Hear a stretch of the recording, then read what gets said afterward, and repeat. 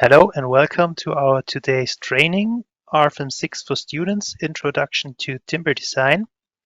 My name is Jürgen Thalmann and I work for Dlubal Software in the customer support. This is where I answer your questions about the program.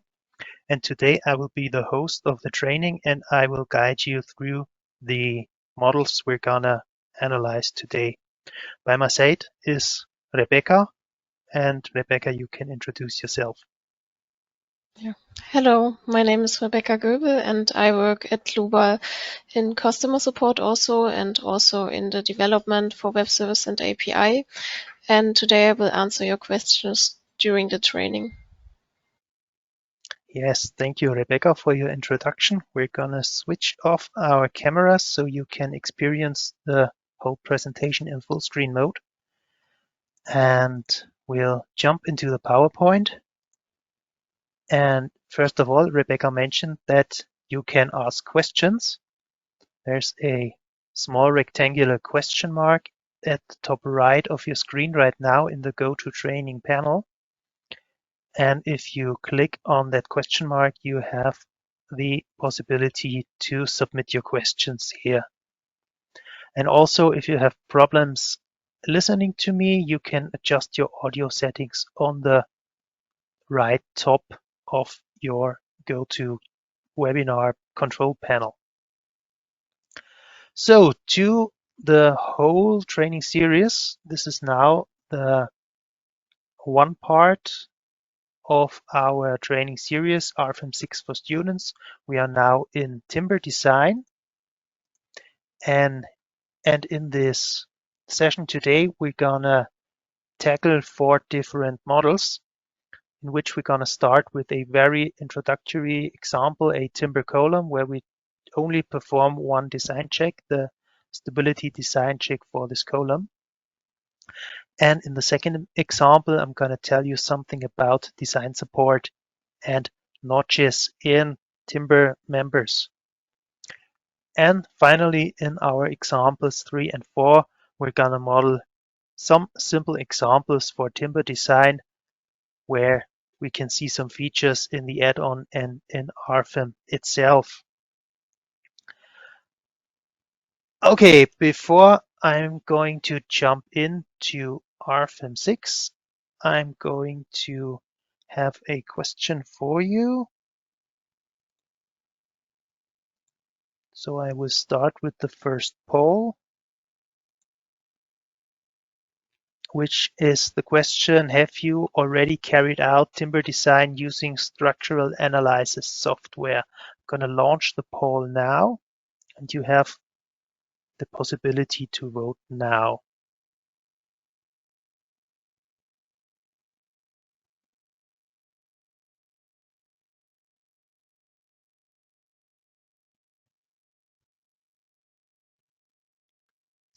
Okay, I'm going to close the poll in 3, 2, 1. And I will share the results. So the majority of yours have not yet performed timber design in a structural analysis software. That's very good because we're going to show the very basics today. So I will close the poll and jump into Rfem. And I will start with, like I said, with a single column. So I will open a new file, create a new model. Call this number 1.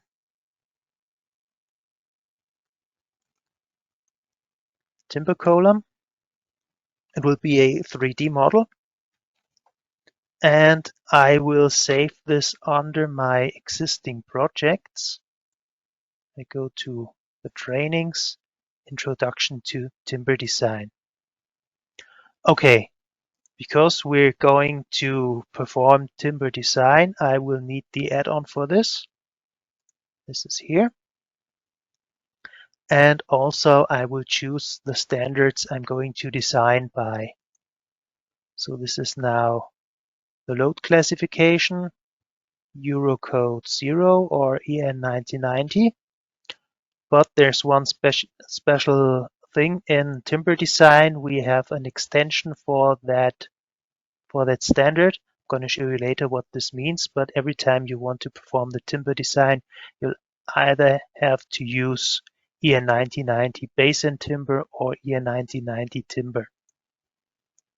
Okay, the design checks themselves will be performed according to EN 1995. That is correct. And I will say OK to create the model. So we now have some basic materials, basic objects from the last model I had open. So I will just clean up this model. So we can start with a blank page like every time you will start a new model.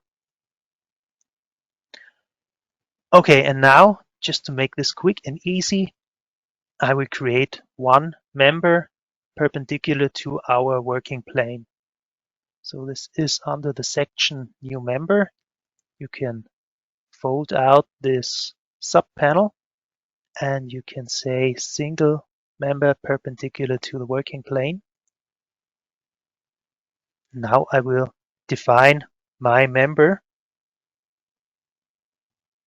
This will be a beam. We of course need a section for this. So we need a new cross section. Let's make this one a parametric massive, a rectangular cross section. We need also a material for this. So I will choose the library for our materials. This is already set to EU and timber. Usually you start without any filter, but you can set them as well.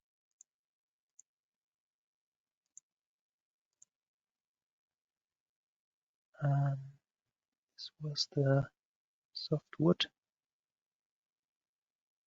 Where is it?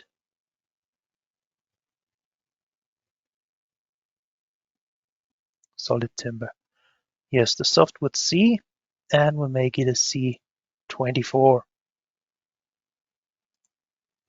Okay, now we have the typical color assigned to the timber materials, and we of course need dimensions for this rectangular cross section. So I go to the second tab and I give this one a width of 160 millimeters and a height of 200 millimeters. Okay, that's all we need right now. The design types and so on we're gonna tackle later. So we just start by setting this column. This should have a length of 4 meters. You can see this is now set to millimeters. So this is now 4,000 millimeters. And when I hover my mouse over the working plane, you can see that the member will be facing downwards in the positive Z direction. So I want to reverse that. There's also a button right next to the window where I entered the length. There's a button for reversing the orientation of the member. So this is now facing upright. And I place it right at the origin point of our global coordinate system. Okay, so I now go to options, units, and decimal places because this was set to millimeters before. So we can set this to meters to have our standard settings again.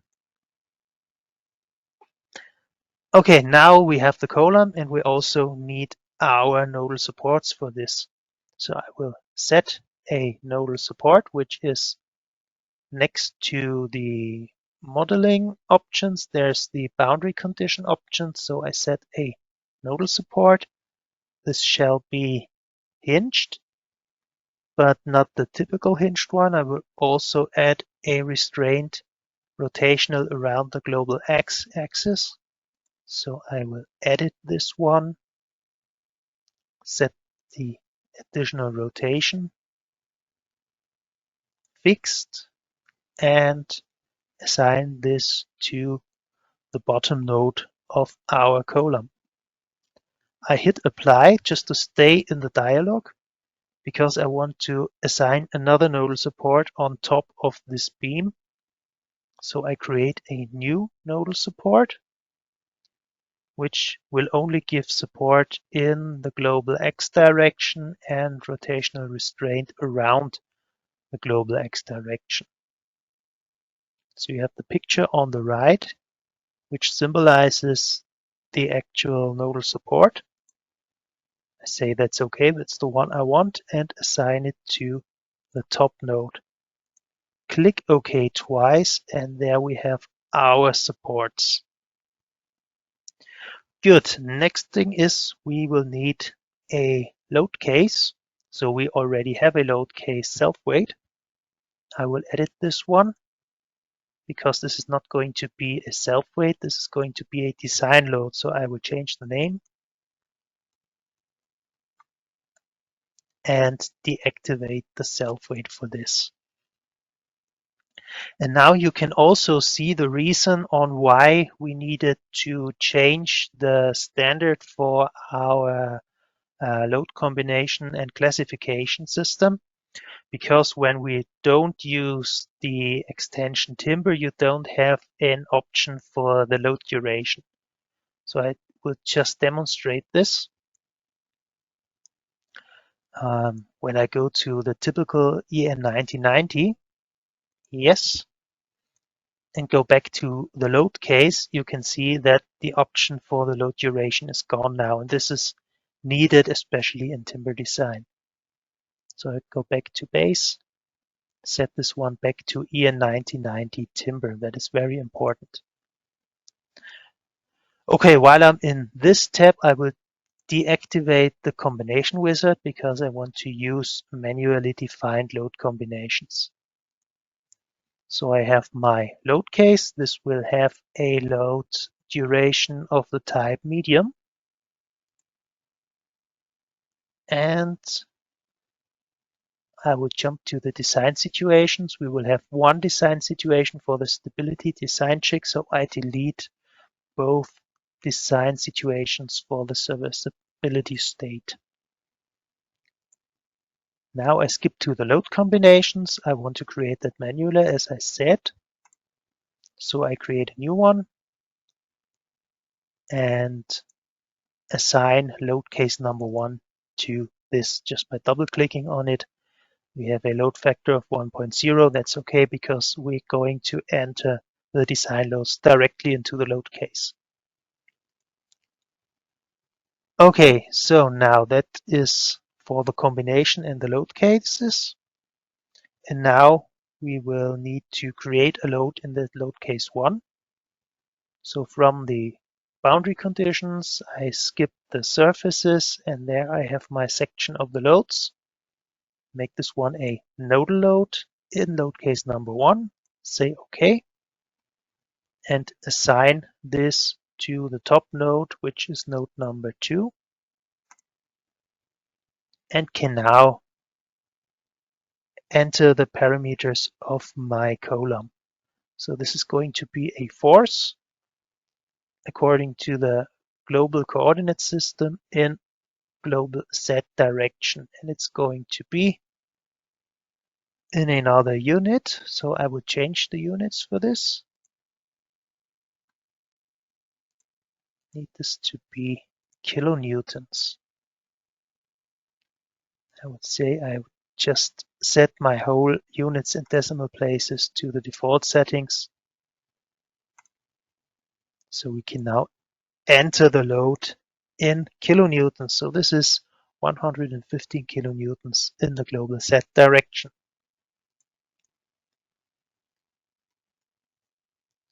Okay, good. So when we now want to perform the design checks, we need some more information about that member. So I will double click on it.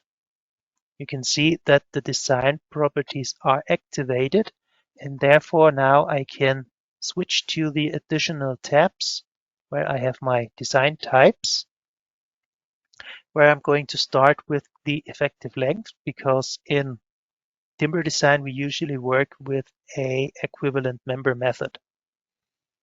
So I just drop out the list and go to new effective lengths. Then I can select the determination type, and I will neglect the lateral torsional buckling for this simple rectangular cross-section. We're going to use the lateral torsional buckling later on, but this is now just flexural buckling about the major and minor axis of this very simple cross-section. So in the next step of our effective lengths, we need to define our nodal supports to segment our member. And like in any other dialog in Rfem, you can of course switch from this typical helping bitmap to the actual dynamic rendering of your model. Now you can also see that orange representations of those nodal loads we have. So at the bottom, this is okay with the standardized fixation in both local axes Z and Y. But on top, you know that this global nodal support is just in X direction and not in Y direction. So we need to release that nodal support in the Y direction as well. I check the global coordinate system with the local coordinate system of our member, because the local coordinate system gives us the directions for our supports for these effective lengths. So the local Y direction is by coincidence the same as the global Y direction now. So I open this up, and this is now according to the global nodal support. Okay, so this is now with effective length vectors of 1 in both directions. I'm gonna leave this with the default values, say OK. Skip to the next part of the design types, which is the service class. So we have 3 different service classes.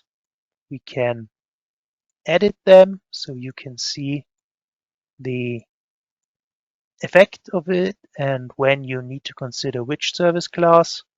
Also have a bitmap on the right, which helps you to determine the correct service class. Okay, I'm gonna stick with dry in this case. Say okay, so we have service class number 1. And we can set local section reductions, which we're going to use in our second model. And we say okay. I switch to the design situation where I can click on this abacus symbol, or in particular open the subpanel and click on the timber design. So we run the calculation.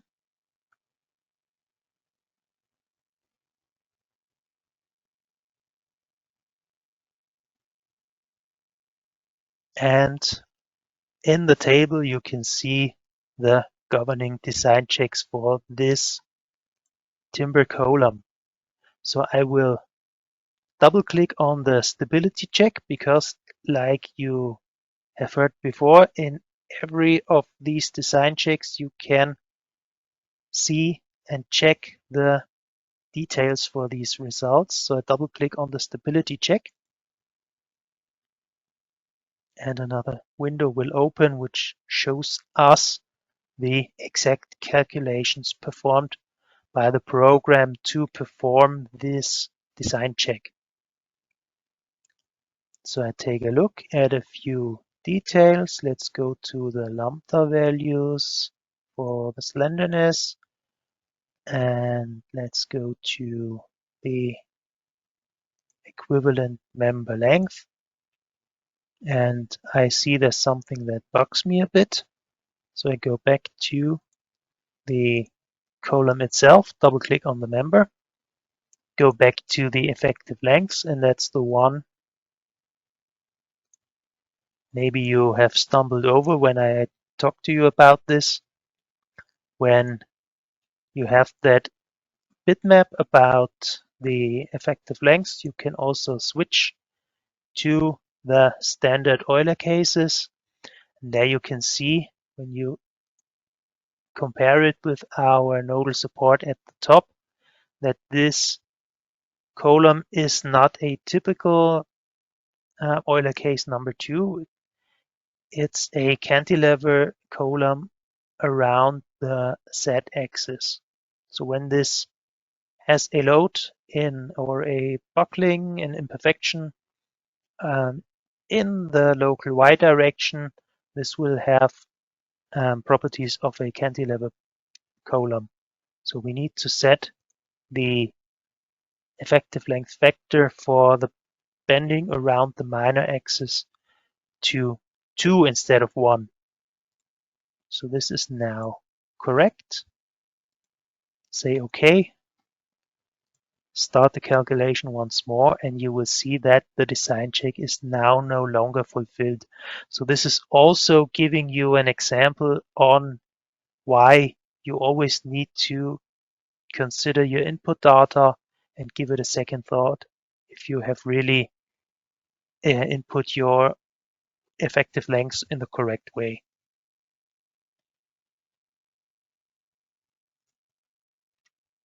Okay, good. Now there's another thing I want to show you in this. When I go to the input data, usually I prefer to use the table for doing the settings for the design add-ons. Of course, you can use the navigator data as well. But like I said, I prefer the tables. So I go to the ultimate configurations, double click on them. When I go to member stability, you can consider such creeping effects. When I activate it, you have a small explanations. This is a creeping effect or via reduction of the stiffness with a coefficient. However, this is only valid if you calculate and design by the German National Annex. So if you're not using the German National Annex, you don't have to consider this at all. Okay, I say yes and save the model. And after saving is done, I will jump directly into our second model for today, which is about design supports and also notches. So we have a small monopitch roof, which is wall mounted. So we have, turn around this thing, we have several nodal supports which represent our wall mounting, and we have a girder which goes across the whole roof to support all those rafters here. Okay, and we have already predefined, I just hide the load which is defined in this model. And we also have these pink thingies here. And these are the so-called design supports. And they have two main functions in timber design. The one thing is you always need those design supports if you want to determine the compression perpendicular to your grain direction, which is important.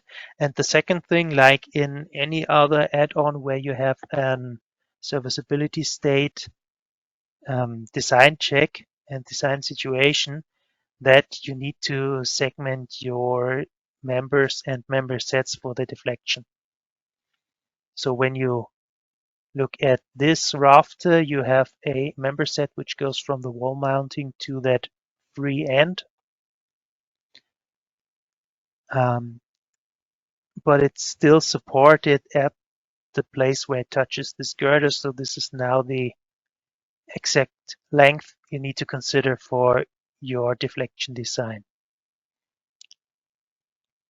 Yeah, okay, so I jump into the member of that girder, hitting a double click, go onto the design supports and deflection, and you can see that at the beginning and at the end there are the design supports number 1, and in those intermediate nodes you can also see the representation in this graphic down here, where you have the design supports for the rafters lying on top of this girder. And I will show you the details for the lower ones, the lower design supports. I go to edit the first one. So you can imagine this as a column where the girder lies on. So this is another timber column, maybe the one from our first example. And this gives us an area where the girder lies on. So this thing is active in the Z direction. It's a direct support, and it has a length of 60 millimeters and a width of exactly the width of our girder.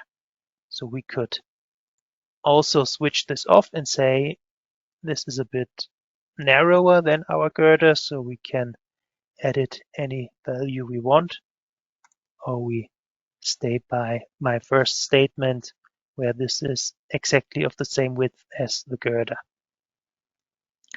Okay, we also need a factor for the compression perpendicular to the grain, which I will leave at 1.5. You can also use this drop down for some other predefined values with an explanation for which you need them, or you can also edit any value you need for your calculation. Okay, and I just saw there's one thing I'm going to switch off first. This is for later.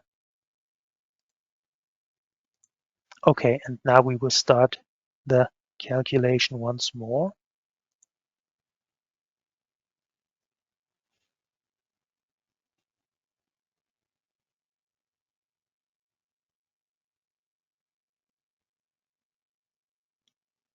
And now we can see that the design check compression perpendicular to grain is not fulfilled. You can see the orange pointer at this very end of our girder. I can again check the details for my design check, and you can see that the effective area is really small. So if we can make this bigger to have a bigger load spread on the column, this would be better for this design check. So I will talk to our designers and say, let's change the dimensions of that column so we have a larger area. So let's make that supported length 80 millimeters, just a little bit bigger.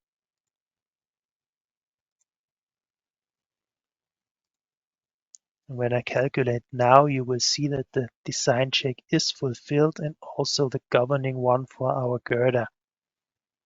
So this is now with a design ratio of 90%, we have that compression perpendicular to grain at that end of the girder.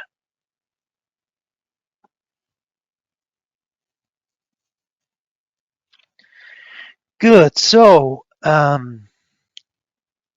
another thing I want to show you in this model are the notches, or as we call them, the section reductions. So I had this one here already. I deleted it out. So I want to show you what this was or is. So I make a double click on that member. And I can see that the design properties are set for the parent member set. So I switch directly to that member set because I want to edit the design properties. So I go to the design types where I already have explained effective lengths and the service class, and now we go to local section reductions. So I create a new one for this. There are several types for our section reductions. Basically, we have 3 types of notches: at the start of the member, and at some inner point, or at the end of the member. So this will be a start notch. It will have a length of 40 millimeters. So this is now 0.04 meters.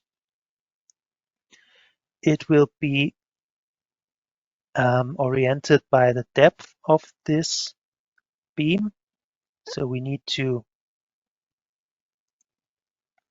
edit or enter a reduction value for the height of this cross section. This will be 100 millimeters.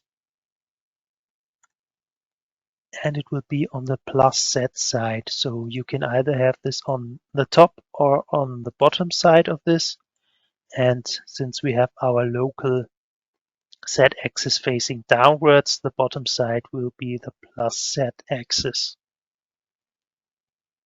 Okay, also this notch is at a nodal support, so I set this check active.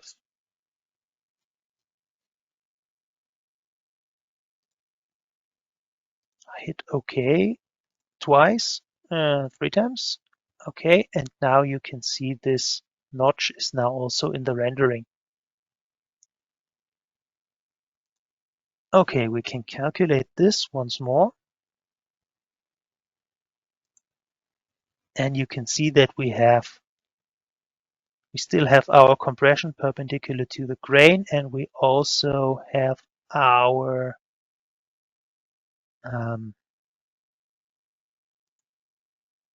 section proof with a notch at a support. So there's also a non-designable situation because we have the situation with a notch at a nodal support, but you can neglect that message because you have the section proof at this notch and you still have the compression perpendicular to grain. Okay, good. So this is for this model. Before we go to the third one, I will have another question for you. So I go back to my polls and I will give you a statement. And the statement I'm going to tell you is: for the verification pressure perpendicular to the grain direction, design supports must be defined. You can now tell me if the statement is true or false.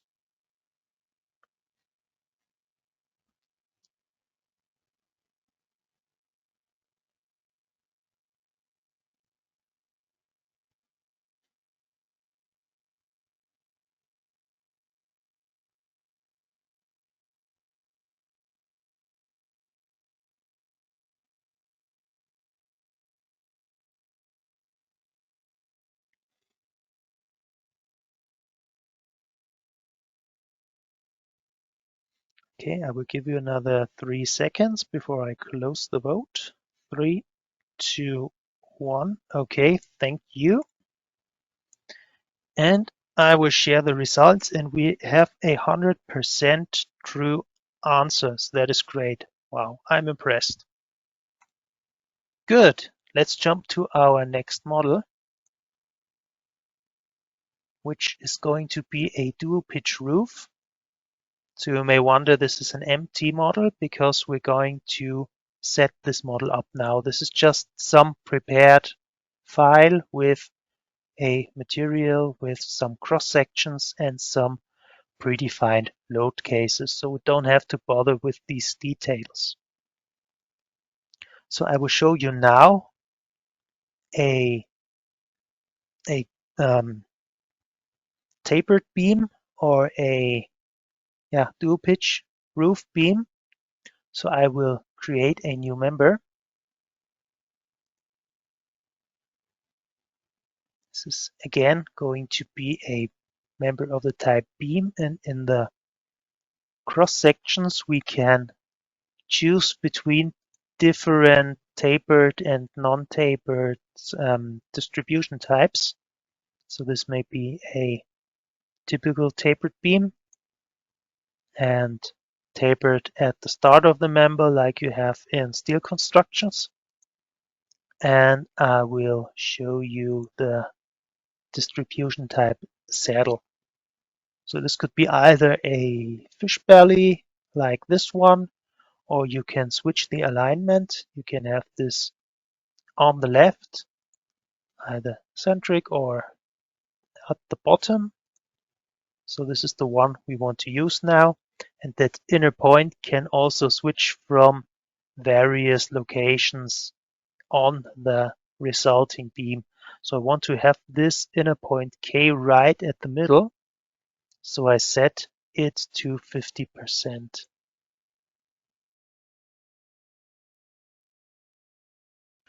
Okay, and now I want to assign some cross sections. So I start at my point I, at the beginning of the member, which is going to have cross section number 1 of my predefined cross sections.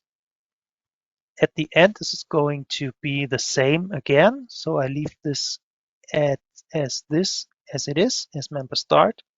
And the internal point K will have another cross section, the bigger one. So I choose from the list my predefined cross section number 2. Okay, material is also predefined, so nothing more to do. I hit OK and start from the origin point of our global coordinate system. Make this one really big, 24 meters. And there you have our dual pitch roof beam. Okay, now for assigning some supports, especially for our stability design, I will need some inner nodes on this member. So I will divide the member with a right click, go to member and say divide with n intermediate nodes. So I want to divide this by 5 nodes, and I don't want a real member division. I only want to create nodes of the type on member, so I still have one member in my system. So I say OK in this dialog, and you can see 1, 2, 3, 4, 5 of these blue nodes are created. Also, you can see the names of this members used cross sections. You can change that or hide this in the navigator display. When you go on members and you have the section name, you can hide this or show the name of this material. This is just additional information you might or might not need. Good, so we have these internal nodes. And now I will jump into the design properties of this beam.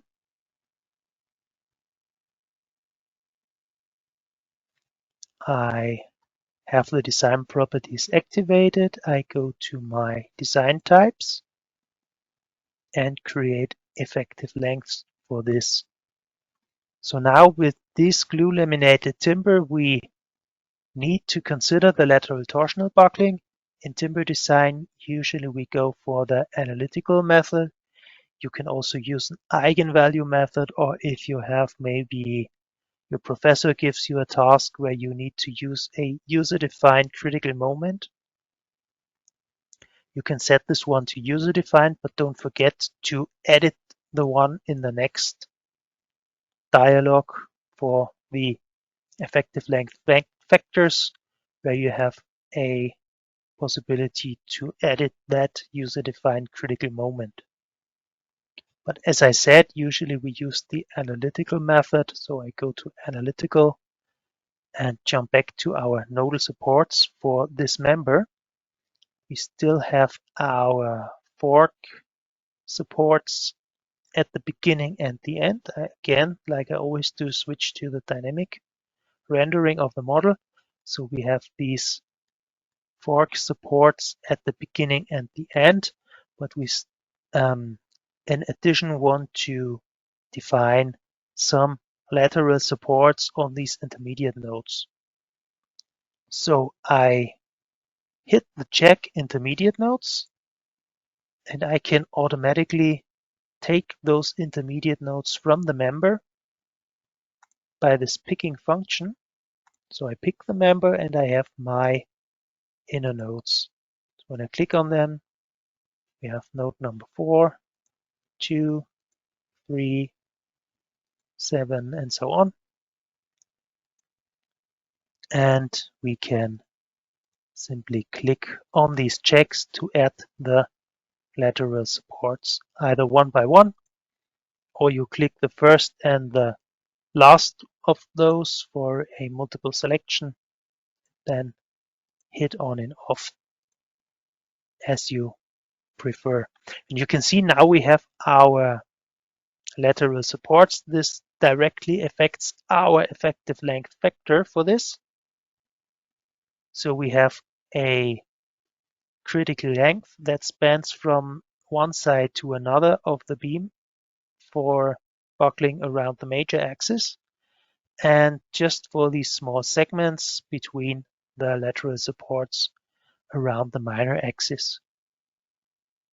You can also add some eccentricity to those supports if you need to, but we don't need this here in this example. So I hit OK. This is going to be service class number 2, which is fine. I go OK. And now we can calculate the timber design.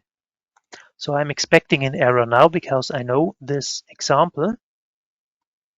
And this is another error I've made. I need to define my nodal supports. The ones I have edited are merely for the design checks, but not for the static analysis. Now for the static analysis, we need the green nodal supports. We define by, you know the drill, this button. Then we have the fixed support, which I'm going to assign to the left.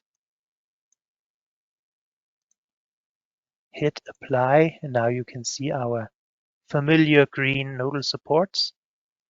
And I go to my roller in X direction and assign this to the end of this member. So now we can start the calculation. There will be another problem because I have double nodes. And this is something that can happen very easily.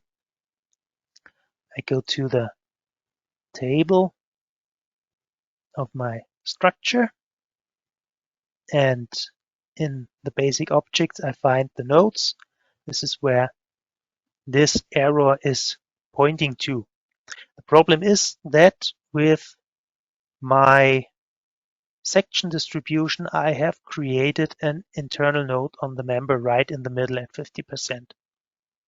This one is fixed and cannot be edited. It's a generated node. You can see that also by the purple color in the table. And this is locked and cannot be edited. And in the second step, when I created my intermediate nodes, I created 5 intermediate nodes, and this node number 6 is now identical to this generated node. And there's the conflict.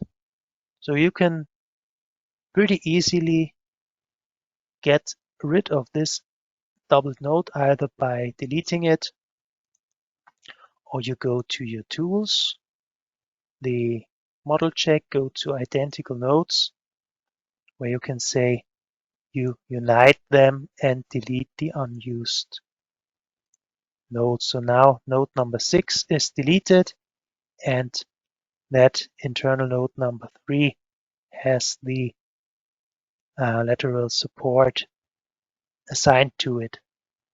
I go back to my timber design, and now we can perform our design check.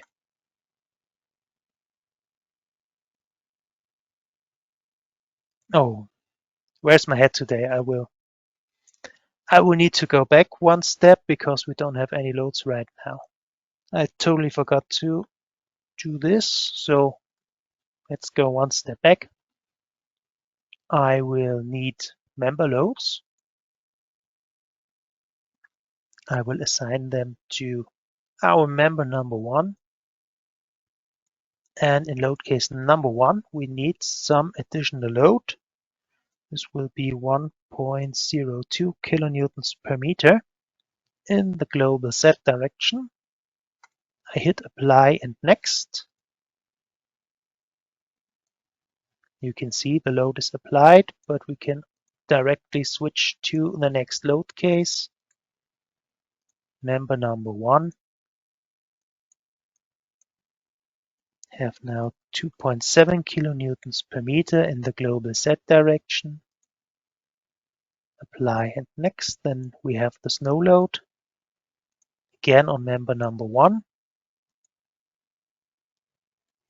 3.15 kilonewtons per meter, but now important for the snow load that we have the load in global Z direction, but not on the true length of the member, but on the projected length. Hit OK and have our loads, and now we can finally calculate.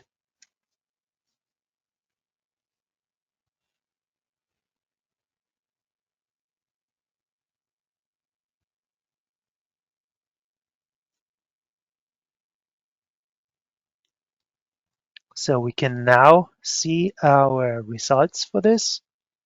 When I go to the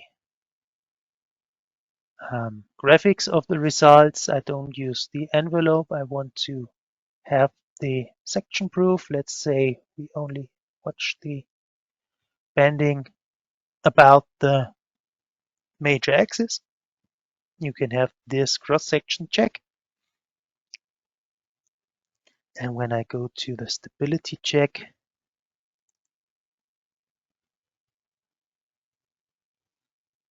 you can also see the formulas used for this check. And also in the section proof, let's go to the bending around the major axis. And like in any other section proof, you can also see the cut to grain angle of 5 degrees because we have an angle right on top where the timber is cut through the grain.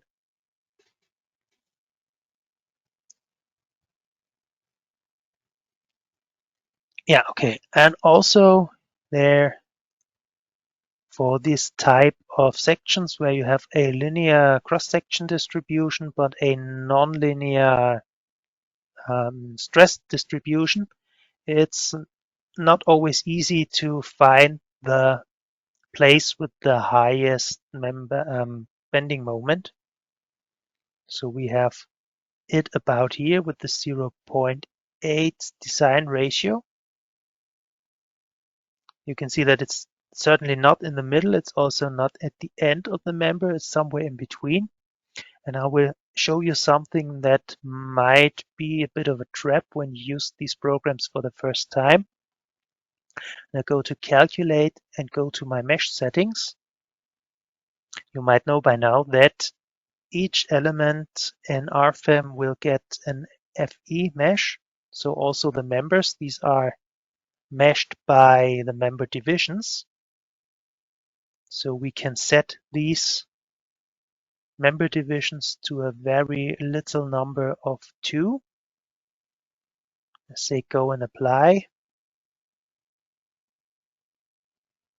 This will be meshed and I will calculate once more.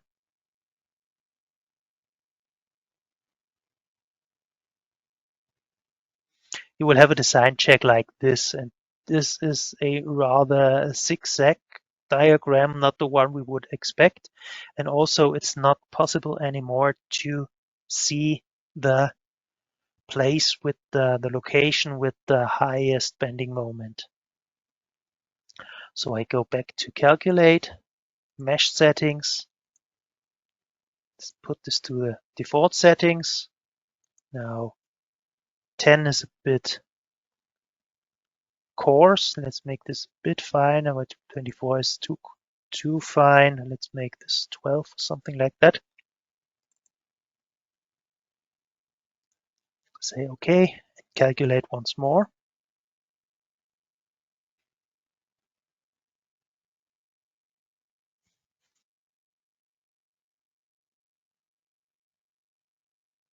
So we now see 12 is still a bit too coarse.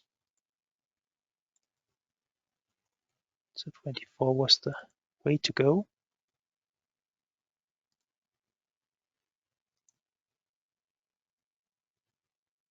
Yeah, and this is basically the same idea you also got from the training introduction to FE analysis, where you basically always say that you need to keep the mesh as coarse as possible, but at the same time as fine as necessary. Otherwise, you would have a maximum of the bending stress at this intermediate node, when in reality it's a bit more to the inside of the member. Okay, and if I just jump to, let's say, load combination number 2 without loads, and we go to the static analysis and the internal forces of that member, you can see that we have a normal force in this member. We have a compression. This is resulting from the fact that the static line of our member is not at the same place as the geometric line of the member. So there's an eccentricity, and this gives us a normal force through the bending of this member.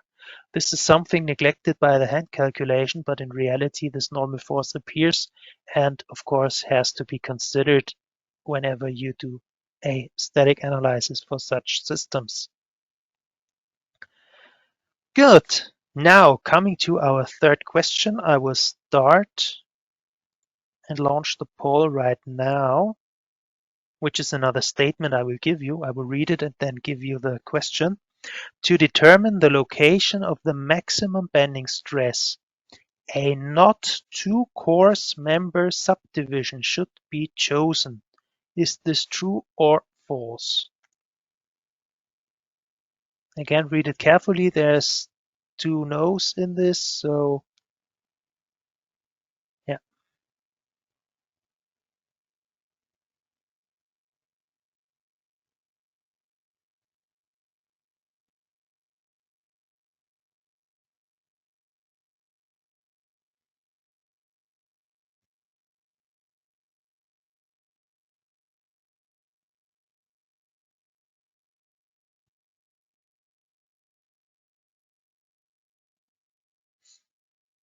Okay, I will close the poll in 3, 2, 1. Okay, so this is the majority is right. So to just get of this complex statement and get a right answer out of this, when I go to calculate in the mesh settings, I close the poll so you can see my screen. When I go to calculate in the mesh settings, when I set this to a number of 2,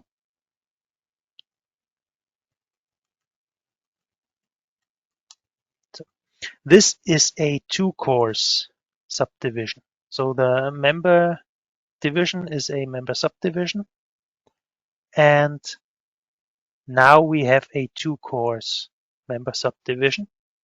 And by this we get a terrible result diagram.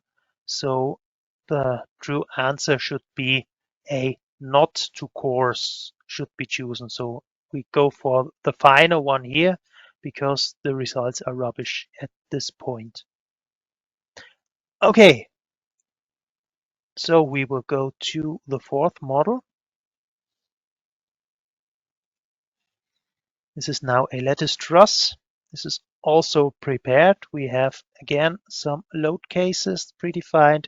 We have materials predefined and cross sections. And we start right away with a first member, which will be our upper girder of the lattice truss. So we have a beam. Go with the section number 1.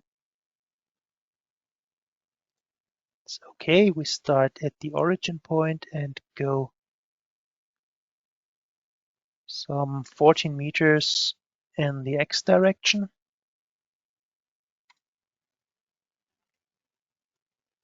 And also what I want to show you in this example are the so-called member representatives.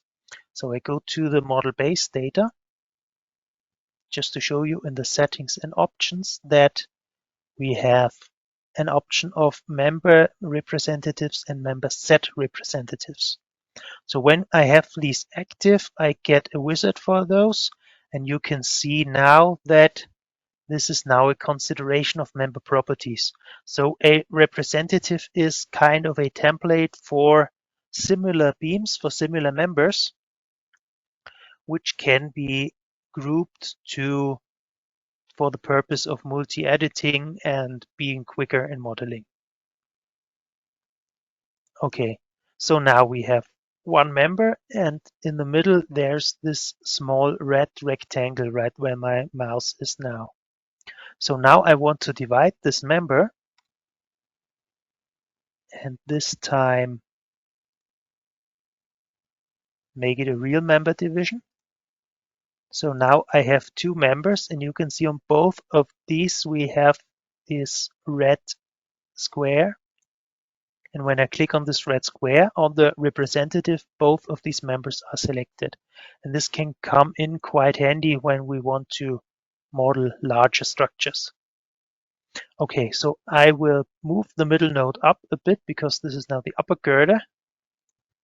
And this would just be minus 1.8 meters up.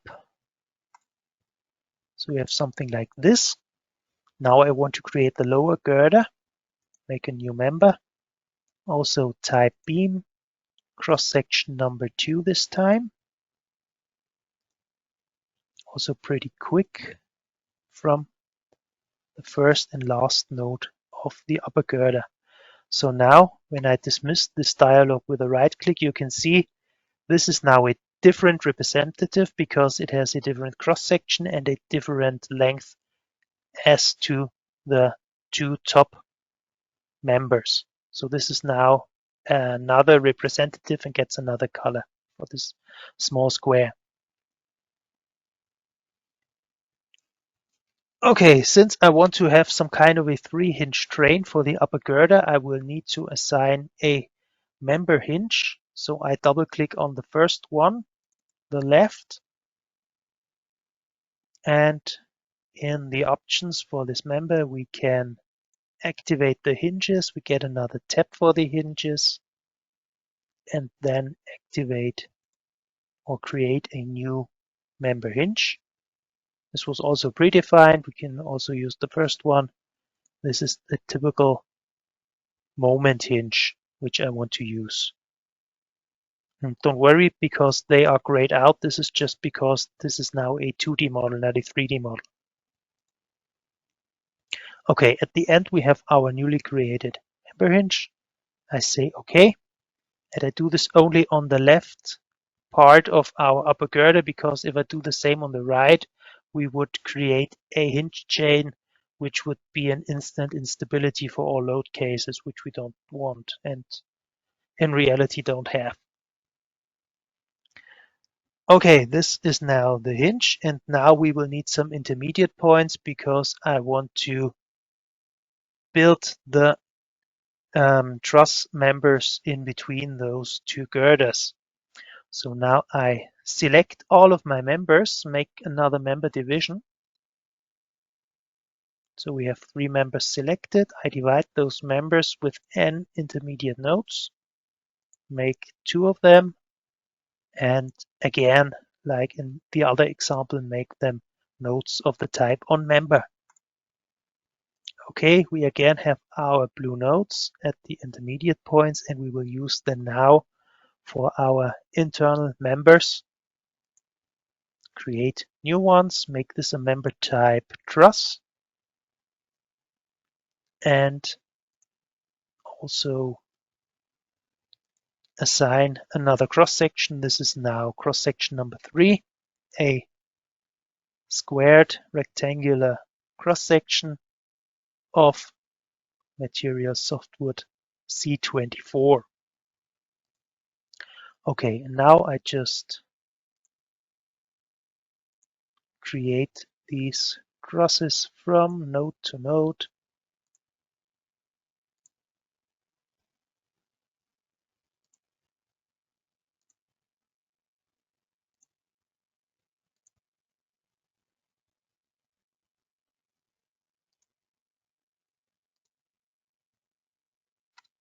So, and that's it for the modeling. Good, now we need the supports, so that I don't forget them again. We have a hinged one on the left. I apply and go to the roller in X direction. Set this one to the right. So this is the same drill as in the same model. And now we need our loads. Again, we have our 3 load cases, which is self-weight, imposed loads, and snow. And again, I will use member loads for this. Okay, I assign the loads to the upper girder.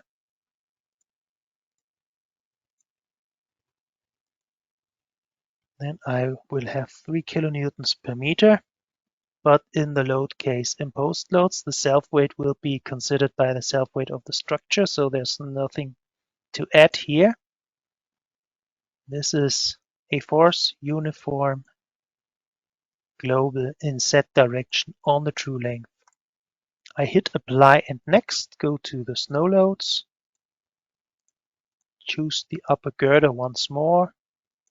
This is now 3.5 kilonewtons per meter, and like before, the snow load will be global in Z direction on the projected length.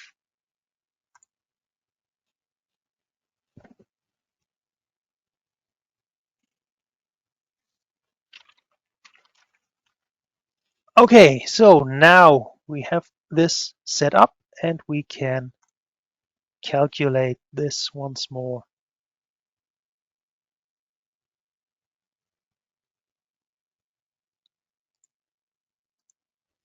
You can now see on my sheet of paper that I have forgotten something. We haven't assigned effective lengths right now.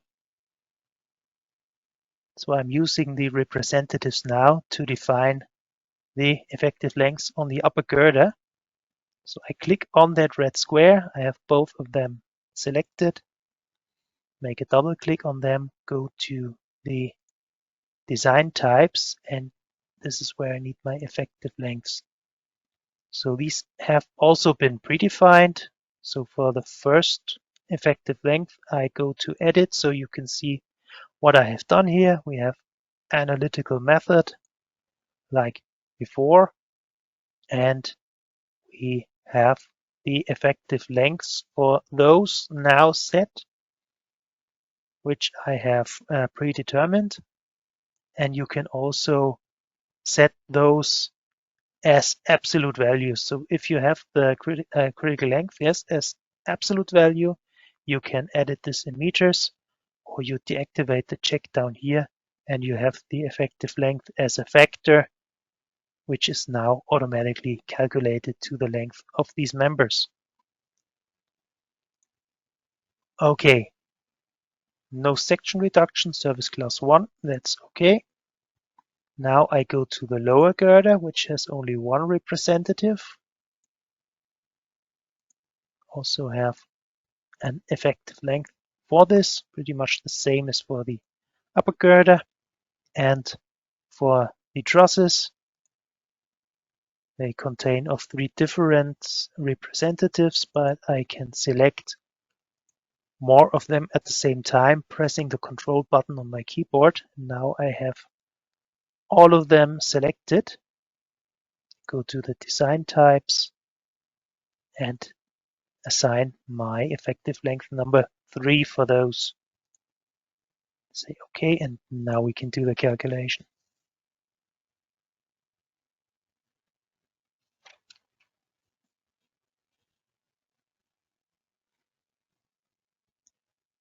Okay, so now we have our design checks. They are all fulfilled. That's good. Again, you can go to the details wherever you want to. And now we have our lattice truss calculated.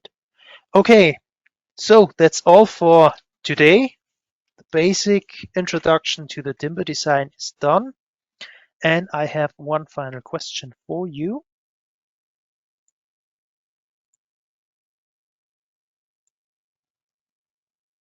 Start this now. What are member representatives?